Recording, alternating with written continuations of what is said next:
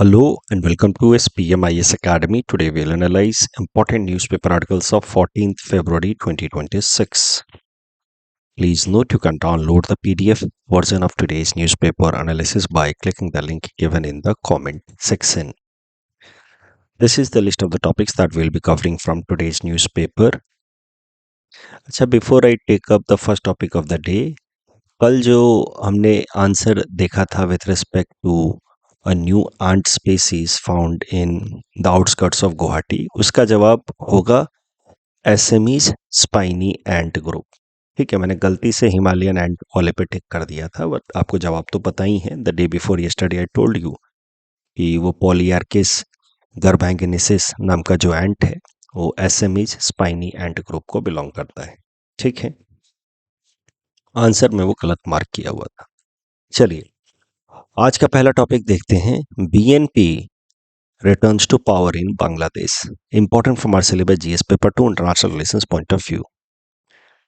देखिए, शेख हसीना जी के रिमूवल के बाद जो हुआ था अगस्त 2024 में बांग्लादेश में पहली बार इलेक्शन कराया गया है और उस इलेक्शन में बीएनपी बांग्लादेश नेशनलिस्ट पार्टी जो अपोजिशन पार्टी थी व्हेन शेख हसीना जी और उनकी पार्टी अवामी लीग जब पावर में थे, तब उस टाइम में बीएनपी अपोजिशन में थी। अब बीएनपी हैज़ इमर्ज्ड विक्टोरियस और उसके जो लीडर है Tarique Rahman, he is going to be the next prime minister.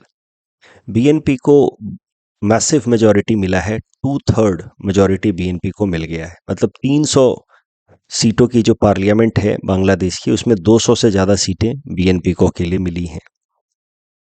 मिलना भी था क्योंकि बांग्लादेश के अंदर अगर देखा जाए तो दो ही मुख्य पार्टियां रही हैं, BNP and Awami League. Awami league जिसको लीड करती रही हैं शेख हसीना जी। अब यही दो मुख्य पार्टियां रही हैं। तीसरी अगर कोई छोटी मोटी पार्टी रही है थोड़ी बहुत भी, तो वो है जमाते इस्लामी। बट जमाते इस्लामी का स्टेचर भी बीएनपी एंड अवामी लीग के सामने बहुत कम रहा है। अब इस इलेक्शन में 2026 वाले इलेक्शन में Awami League was banned from participating. उसके लीडर शेख हसीना जी वैसे भी इंडिया में हैं, अवामी लीग को इलेक्शन में पार्टिसिपेट करने से बैन कर दिया गया। तो नेचुरल सी बात है कि बीएनपी को लैंडस्लाइड मेजॉरिटी मिलनी ही थी, जो मिली है। बीएनपी को 2/3 मेजॉरिटी मिली है। जमाते इस्लामी के भी सीटें बढ़ गई हैं। अभी तक का रिकॉर्ड नंबर था जमाते इस्लामी के लिए 18 सीट्स इन द पार्लियामेंट। इस बार जमाते इस्लामी ने 60 के आसपास सीटें जीत ली हैं। तो अब Jamaat-e Islami is going to be the principal opposition party and BNP is going to form government headed by Tarique Rahman. अगर हम बात करें थोड़ी हिस्ट्री की of India's relation with BNP, Bangladesh Nationalist Party, तो हमें समझ आएगा कि भारत का रिलेशन बीएनपी के साथ बहुत अच्छा रहा नहीं है। देखिए, बांग्लादेश एक अलग इंडिपेंडेंट कंट्री बना 1971 में। उस मूवमेंट में, बांग्लादेश लिबरेशन मूवमेंट में, जो फोर फ्रंट में जिस पार्टी ने रोल प्ले किया वो थी अवामी लीग और उसके लीडर शेख मुजीबुर रहमान। शेख मुजीबुर रहमान बने पहले प्रधानमंत्री बांग्लादेश के after creation of new independent country, but he was assassinated. Bangladesh एक अलग देश बनने के कुछ ही सालों के बाद शेख मुजीबुर रहमान, जो पहले बहुत पॉपुलर लीडर हुआ करते थे, उनके अगेंस्ट कई सारे जो रेडिकल इस्लामिस्ट ग्रुप्स हैं वो राइज होने लगे। उनके अगेंस्ट कई सारे नेगेटिव सेंटिमेंट्स आने लगे, क्योंकि Sheikh Mujibur Rahman wanted to create a kind of secular country which provides equal opportunity for everyone. तो इसी तरीके का अप्रोच रहा है अवामी लीग का। अब शेख मुजीबुर रहमान के इस इंक्लूसिव अप्रोच के कारण कई सारे जो रेडिकल ग्रुप्स थे बांग्लादेश के, वो उनके अगेंस्ट होने लगे and Sheikh Mujibur Rahman was assassinated. उनकी ही बेटी हैं, शेख मुजीबुर रहमान की ही बेटी हैं शेख हसीना। तो Sheikh Hasina took control of his party Awami League. दूसरे तरफ एक नई पार्टी बनाई गई जब शेख मुजीबुर रहमान के अगेंस्ट सेंटिमेंट्स बढ़ रहे थे, रेडिकल इस्लामिस्ट टेंडेंसीज बांग्लादेश के अंदर वापस से बढ़ रही थी और शेख मुजीबुर रहमान की पॉपुलैरिटी कम हो रही थी। बांग्लादेश नया नया आज़ाद हुआ था पाकिस्तान से। तो उसी दौरान एक नई पार्टी बनी, बांग्लादेश नेशनलिस्ट पार्टी 1978 में। उसको फॉर्म करने वाले थे जनरल जियाउर रहमान, जो तारिक रहमान के फादर हैं, जो अब प्रधानमंत्री बनने वाले हैं, फादर थे। General Ziaur Rahman was also assassinated. उन्होंने जो पार्टी बनाई थी बीएनपी, उसको बनाया, उसके बाद he was also assassinated and then his widow Khaleda Zia took control of the party. तब से खालिदा जिया ही बीएनपी को रन कर रही हैं और अवामी लीग को रन कर रही हैं शेख हसीना। तो Sheikh Hasina, daughter of Sheikh Mujibur Rahman was also assassinated and Khaleda Zia, wife of general Ziaur Rahman, who was also assassinated. इन्हीं दोनों लोगों के बीच में पावर रिवॉल्व करता रहा बांग्लादेश के अंदर पिछले 25-30 सालों में। कुछ टर्म्स में खालिदा जिया प्रधानमंत्री रहीं और पिछले कई सालों से, लगभग 15-17 सालों से अवामी लीग पावर में रही है since 2008 and Sheikh Hasina ji has been prime minister in Bangladesh. लेकिन जब भी बीएनपी पावर में रही है बांग्लादेश के अंदर, तो बीएनपी का तो टेंडेंसी आप समझ ही रहे हैं, थोड़ा सा रेडिकल इस्लामिस्ट साइड में है। मतलब आप कह सकते हैं कि बीएनपी सेंटर राइट। अगर हम लेफ्ट एंड राइट की आइडियोलॉजी के हिसाब से अगर समझने की कोशिश करें बांग्लादेश की पार्टियों को, तो अवामी लीग जो है वो सेंटर पे पाया जाएगा, या सेंटर लेफ्ट भी कह सकते हैं आप इसको। बीएनपी सेंटर राइट, थोड़ा सा राइटिस्ट है, मतलब इस्लामिक आइडियोलॉजी को लेकर के वो एम्फेसाइज करता रहता है। और जो जमात इस्लामी है वो फार राइट कहा जाएगा, वो hard core radical Islamist ideologies को सपोर्ट करता है जमात इस्लामी। ये है बांग्लादेश की पॉलिटिकल पार्टियों का मोटा मोटा अप्रोच। अब बीएनपी चूंकि राइटिस्ट पार्टी रही है, राइटिस्ट आइडियोलॉजी रही है, और वहां पे राइट का मतलब क्या है, इस्लामिस्ट आइडियोलॉजी पे फोकस करना। जैसे समझने के लिए मैं बस कह रहा हूँ, कोई पार्टी खुद कहती नहीं है कि हम लेफ्ट हैं या राइट हैं इन जनरल, लेकिन हमारे देश में जो करंट रूलिंग पार्टी है भारतीय जनता पार्टी, इनके लिए शब्द इस्तेमाल किया जाता है कई कभार सेंटर राइट, कभी कभार इस्तेमाल किया जाता है bye experts, political experts. They call BJP having centre right ideology. थोड़ा सा हिंदुत्व की तरफ इंक्लिनेशन दिखता है, राइट। वैसे ही सेंटर राइट आइडियोलॉजी है बांग्लादेश के अंदर बीएनपी की, उनका थोड़ा इस्लामिस्ट आइडियोलॉजी की तरफ इंक्लिनेशन दिखता है। और यही कारण है कि बीएनपी जब भी पावर में रही है तो भारत के साथ उसके रिलेशन जो है बांग्लादेश के अच्छे नहीं रहे, थोड़ा टेंस रहा है। ड्यूरिंग बीएनपी लेड पीरियड्स, जो इंसर्जेंट ग्रुप्स हैं जो नॉर्थ ईस्ट के अंदर एक्टिव रहते हैं, या terrorist organisations, Pakistan supported even terrorist organisations, उनको शेल्टर दिया है बांग्लादेश ने। जब बीएनपी पावर में था लास्ट टाइम 2008 के आसपास, तो insurgent groups were operating from Bangladeshi soil as well as terror groups were operating from Bangladeshi soil against India. और इस कारण से during BNP led regimes in the past, India's relation with Bangladesh was tense.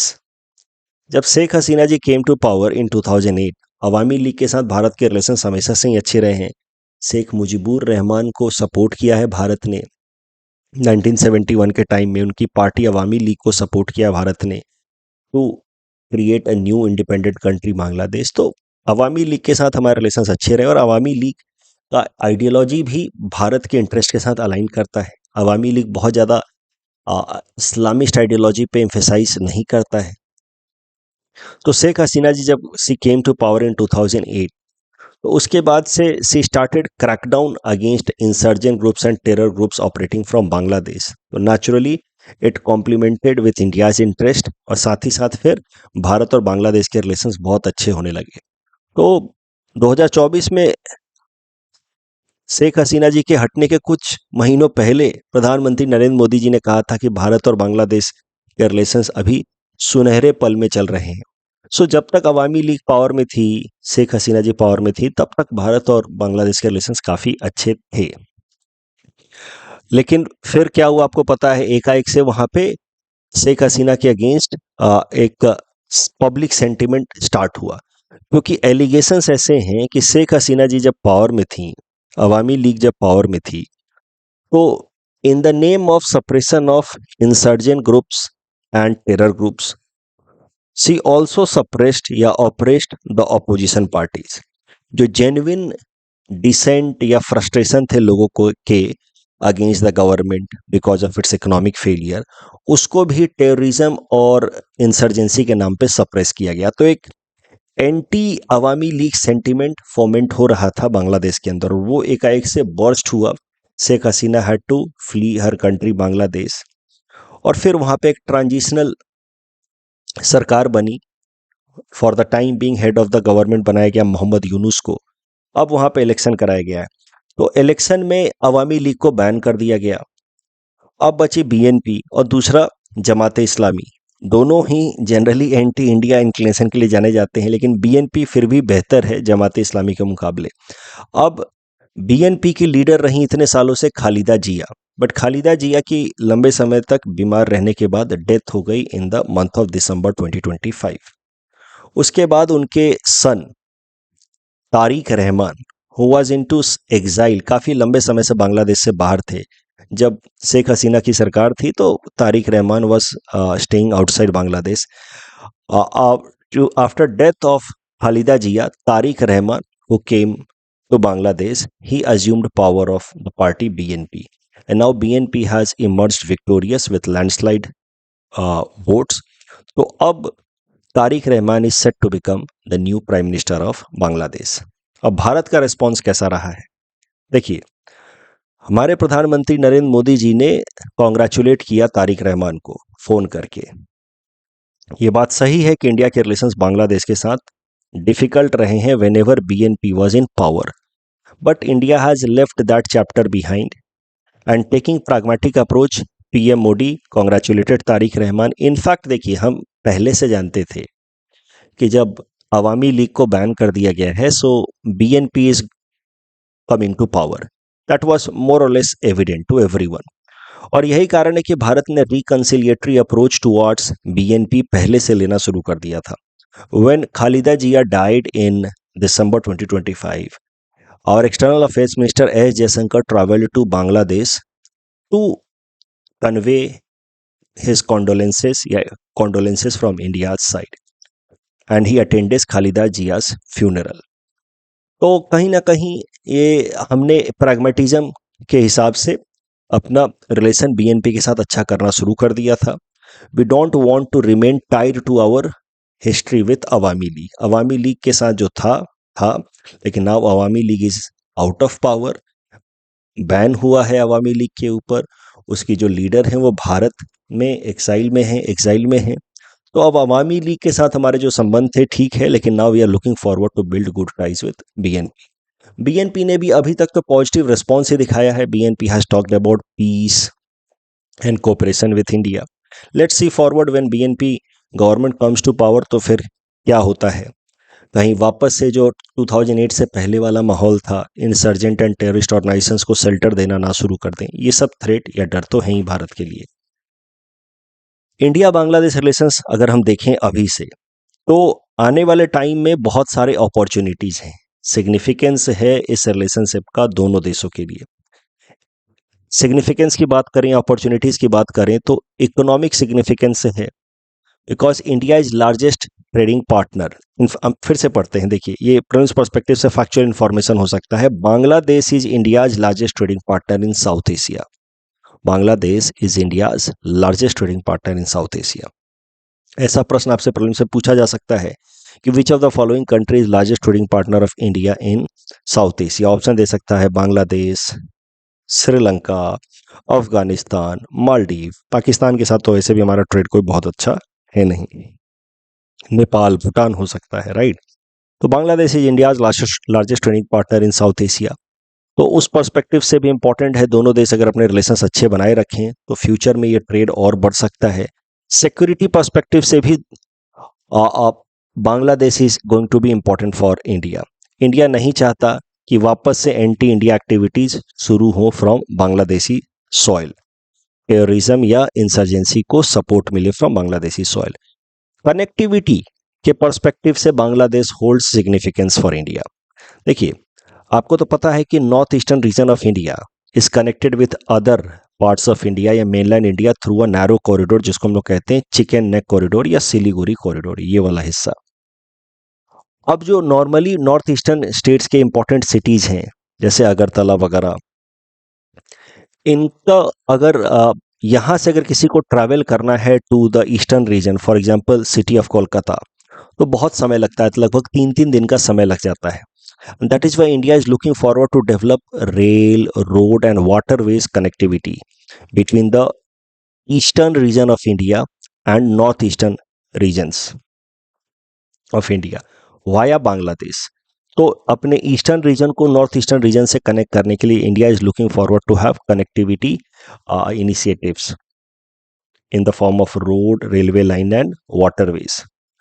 अब उसमें बांग्लादेश का significance है, अगर ये कनेक्टिविटी प्रोजेक्ट्स जो चल रहे हैं भारत और बांग्लादेश के बीच में, अगर वो सब सक्सेसफुली इंप्लीमेंट हो जाते हैं, तो किसी भी नॉर्थ ईस्टर्न सिटी का जो कनेक्टिविटी है with the eastern city like Kolkata, वो कनेक्टिविटी का डिस्टेंस लगभग 1000 किलोमीटर तक कम हो सकता है। So that is going to be the significance of Bangladesh regarding improved connectivity between eastern and north eastern region of India.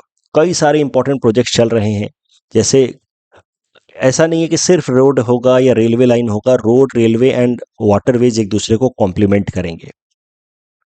तो एक मल्टी मॉडल प्रोजेक्ट ऑलरेडी चल रहा है, जैसे कोलकाता से पेट्रोपोल, ये रोड कनेक्टिविटी, फिर वाटरवे कनेक्टिविटी।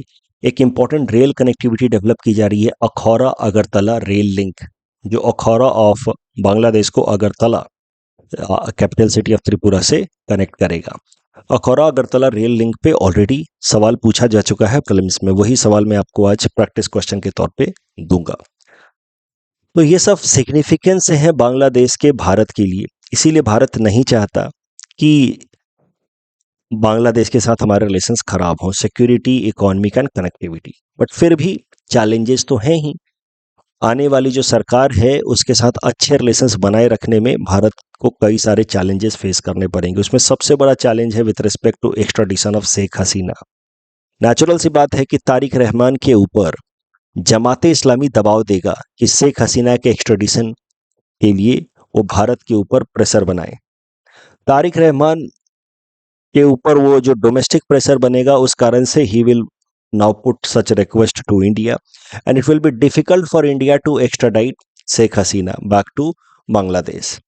क्योंकि फिर अगर मान लीजिए कि वहाँ पे मान लीजिए कि शेख हसीना को कैपिटल पनिशमेंट दे देते हैं, उस केस में फिर international bodies, international experts Bharat को कंडेम करेंगे कि जब भारत को पता था कि ह्यूमन राइट्स वायलेशन हो सकता है, तब उसने क्यों हैंड ओवर किया, डेमोक्रेटिक स्टैंड नहीं लिया भारत ने। और भारत अगर नहीं एक्स्ट्राडाइट बैक करता है तो फिर बांग्लादेश के साथ रिलेशंस मेंटेन करने में प्रॉब्लम होगी। उसके अलावा एंटी इंडिया सेंटीमेंट बांग्लादेश के अंदर बहुत हाई है। देखिए, तारिक रहमान तो कोशिश करेंगे कि एक बैलेंस तरीके से सरकार चलाएं, बीएनपी पावर में आ गई है तो बैलेंस तरीके से चलाएं, तो वो तो शायद से नहीं एंटी इंडिया सेंटीमेंट्स को सीधा सीधा प्रमोट करेंगे। But Jamaate Islami principal opposition party है और वो हमेशा से ही डायरेक्टली एंटी इंडिया सेंटीमेंट्स रखती है और वो रेडिकल इस्लामिस्ट आइडियाज़ को प्रमोट करती है। साथ ही साथ जो लोकल पॉपुलेशन है ग्राउंड पे, anti India sentiments is very very high in Bangladesh. और इस कारण से जो बांग्लादेश की सरकार होगी लेड बाय तारिक रहमान, उसके लिए प्रॉब्लम होगा to maintain good ties with India. The same kind of problem will be faced by our own government, Bharat की सरकार को, क्योंकि बांग्लादेश के अंदर minorities are being assaulted, even killed. अब जब माइनॉरिटीज राइट्स वायलेट हो रहे हैं बांग्लादेश में, तो भारत के अंदर भारत सरकार के ऊपर दबाव बनेगा कि आप बांग्लादेश के साथ अच्छे से रिलेशंस मत रखो। आप देखो क्रिकेट में अगर देखें तो Bangladesh cricket team has not travelled to India, तो रिलेशंस तो खराब हैं ही, सिक्योरिटी कंसर्न्स बोला गया, लेकिन रियल रीजन तो ये है कि दोनों देशों के बीच में आपस में अभी मतलब थोड़ा सा टेंस रिलेशन चल रहा है और उसके पीछे बड़ा कारण है माइनॉरिटीज के ऊपर अटैक होना इन बांग्लादेश। ऐसी स्थिति ग्राउंड पे अगर कंटिन्यू होगी तो even domestic compulsion will develop on government of India not to hold good ties with Bangladesh. उसके अलावा जो बॉर्डर मैनेजमेंट इश्यूज हैं, खासकर असम से अगर बात की जाए तो असम के अंदर एनआरसी को अपडेट किया गया है। कई सारे इलीगल फॉरेनर्स जो असम में रह रहे हैं, जो बांग्लादेश से आए हैं, उनको आइडेंटिफाई किया गया है and now they have to be deported back to Bangladesh, they have to be forced back into Bangladesh. और जब ऐसा किया जाएगा तो बांग्लादेश में रिटालिएट, बांग्लादेश कैसा हो सकता है कि ऐसा क्लेम करे कि India is unduly sending foreigners into territory of Bangladesh. Bangladesh कह सकता है कि नहीं नहीं, ये हमारे लोग भी नहीं हैं, आप जबरदस्ती हमारे यहाँ पे फॉरेनर्स को कंपेल कर रहे हैं। So that way it will be difficult for India to maintain ties with Bangladesh. तो ये सब कुछ ऐसे इश्यूज हैं, domestic sentiment in Bangladesh as well as domestic sentiment in India, plus border management issues and issue of extradition of Sheikh Hasina, ये sticking point होने वाले हैं between government of India and government of Bangladesh led by Tarique Rahman. जो हमने discussion किया था Akhaura Agartala rail link, उसके ऊपर ये प्रीलिम्स प्रैक्टिस क्वेश्चन है, एपीएससी में आया था साल 2023 में। Please attempt this question, you can submit the answer in the comment section. जो हमने डिस्कस किया है, जो इशूज की बांग्लादेश नेशनलिस्ट पार्टी पावर में आ गई है, with this political landscape in Dhaka will change, मतलब Bangladesh will change, but Bharat और बांग्लादेश के रिलेशंस में इसके साथ ही कुछ अपॉर्चुनिटीज भी आते हैं, at the same time there are certain challenges. तो क्या है वो अपॉर्चुनिटीज, क्या है चैलेंजेस, उसको आइडेंटिफाई करना है इस क्वेश्चन के अंतर्गत। Next topic is about quorum sensing amongst bacterias, important from our syllabus GS paper 3 science and technology point of view. क्या होता है कोरम सेंसिंग? देखिए, quorum sensing is used in order to express the concept that bacteria do communicate with each other. Bacteria भी आपस में बातचीत करते हैं। अब ऐसे बोल बोल करके बातचीत नहीं करते हैं, उनका कम्युनिकेशन का तरीका थोड़ा अलग है। कैसे वो कम्युनिकेट करते हैं? तो देखिए, bacterias release tiny chemical signals,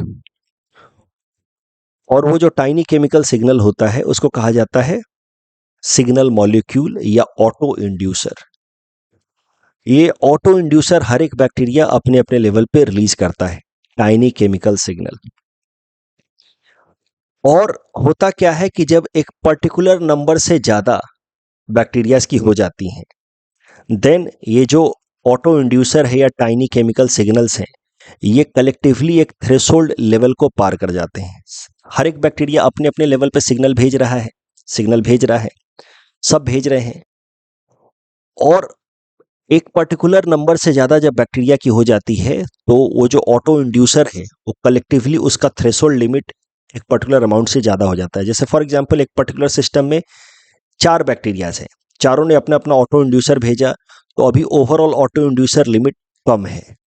फिर 4 से बढ़ के 10 हो गए, 10 से बढ़ के 20 हो गए। तो जैसे जैसे बैक्टीरियाज की संख्या मल्टीप्लाई होती है, ऑटो इंड्यूसर लेवल या सिग्नल मॉलिक्यूल जो केमिकल है जो बैक्टीरिया रिलीज कर रहे हैं उसका लेवल बढ़ता है। एक पर्टिकुलर लेवल से जब ज्यादा हो जाता है ऑटो इंड्यूसर का लेवल, ओवरऑल थ्रेशोल्ड, तो बैक्टीरियाज को इससे पता चल जाता है कि हमारे आसपास में अब हमारे अलावा भी इतने सारे बैक्टीरियाज हैं। जैसे मान लीजिए 4 बैक्टीरियाज हैं, चारों ने अपना अपना सिग्नल केमिकल रिलीज किया ओवरऑल, लेकिन सिग्नल केमिकल लेवल कम है, अभी बैक्टीरिया एक्ट नहीं करेगा। 4 से बढ़ के 10 हो गए, अभी 10 अपना अपना सिग्नल मॉलिक्यूल रिलीज कर रहे हैं, सिग्नल केमिकल रिलीज कर रहे हैं, अभी भी सिग्नल केमिकल लेवल कम है, बैक्टीरिया एक्ट नहीं करेगा।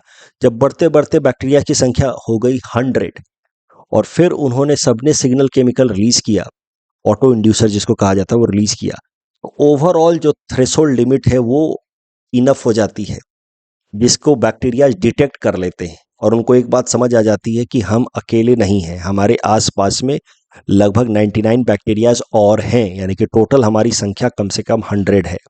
जब एक बार बैक्टीरियाज को ये बात समझ आ जाती है कि they are in good numbers, अकेले नहीं है, then they switch their genes, फिर वो अपना जेनेटिक स्विच करते हैं और अपने आप को एक्टिव मोड में लाते हैं in order to attack the host. यानी कि हमारे बॉडी में बैक्टीरिया है, बैक्टीरिया एक पैथोजन है जो अल्टीमेटली हमें बीमार करता है, हमारी बॉडी के अंदर नुकसान करता है, लेकिन ये शुरुआत से ही नुकसान करना नहीं शुरू करता, ये पहले डोरमेंट स्टेज में रहता है, अपने वक्त का इंतजार करता है, अपने नंबर्स को मल्टीप्लाई करता है, और वो जब उसकी एक लिमिट से ज़्यादा संख्या हो जाती है, then they identify that we are in large numbers now, then they switch their genes and then they start acting together and impact our body in negative manner.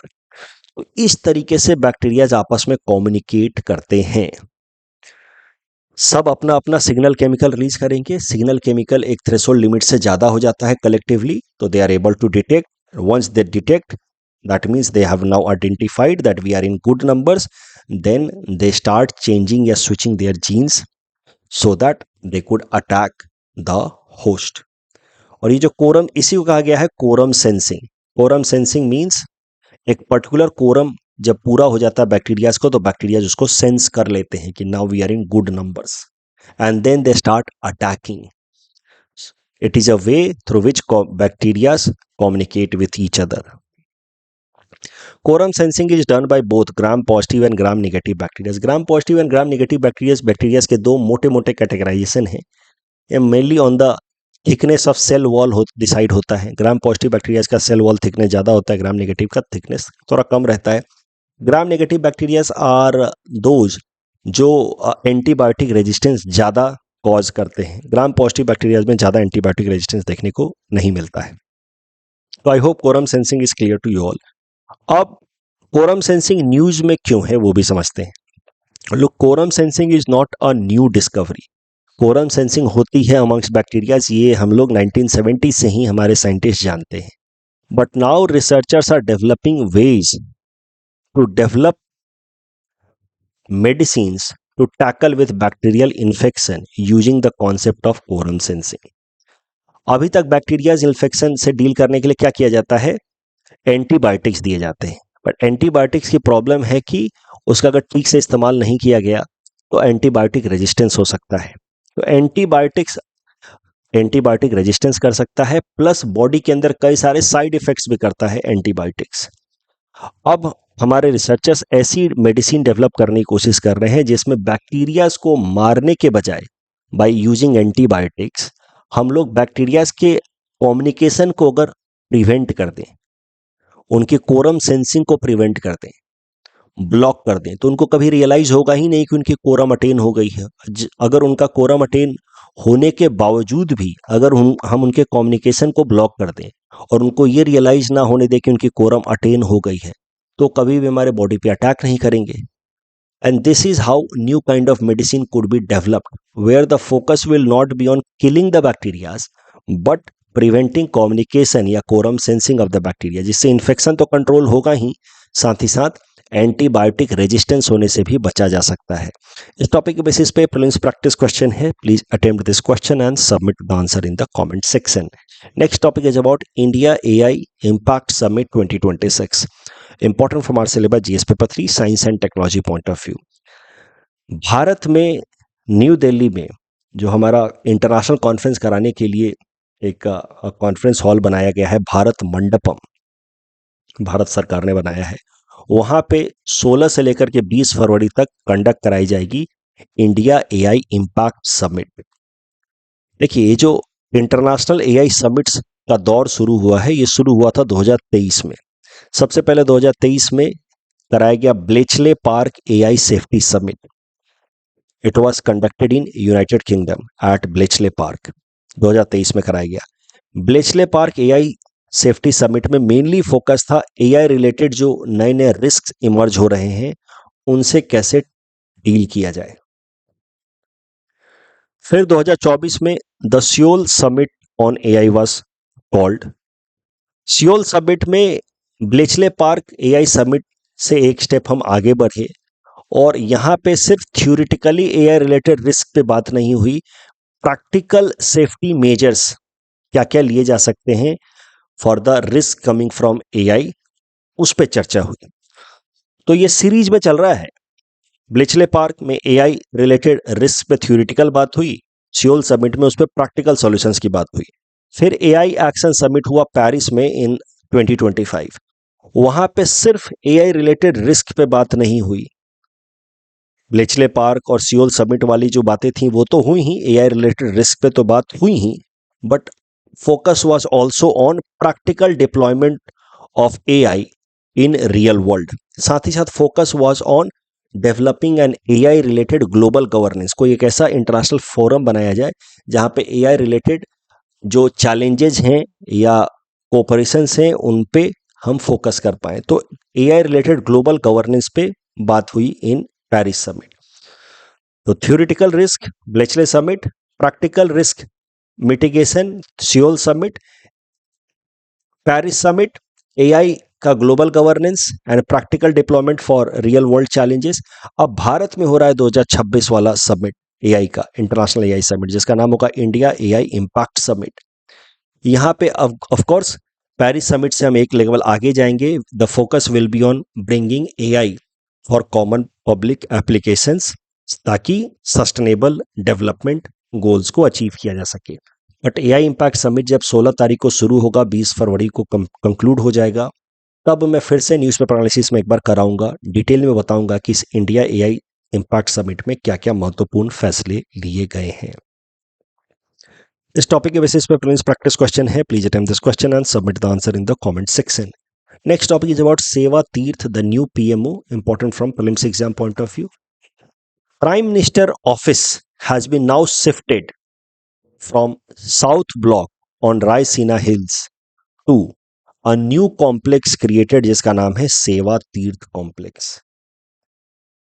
और पहले प्राइम मिनिस्टर ऑफिस हुआ करता था on Raisina hills in south block. अब वहां से इसको shift कर दिया गया है, एक नए बिल्डिंग कॉम्प्लेक्स में प्राइम मिनिस्टर ऑफिस को शिफ्ट किया गया जिसका नाम है सेवा तीर्थ कॉम्प्लेक्स.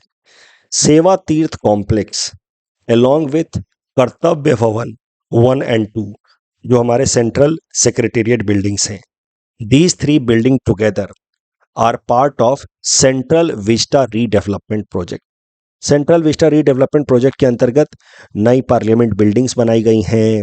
उसके अलावा प्राइम मिनिस्टर ऑफिस बनाया गया है, नया सेंट्रल सेक्रेटेरिएट बनाया गया है.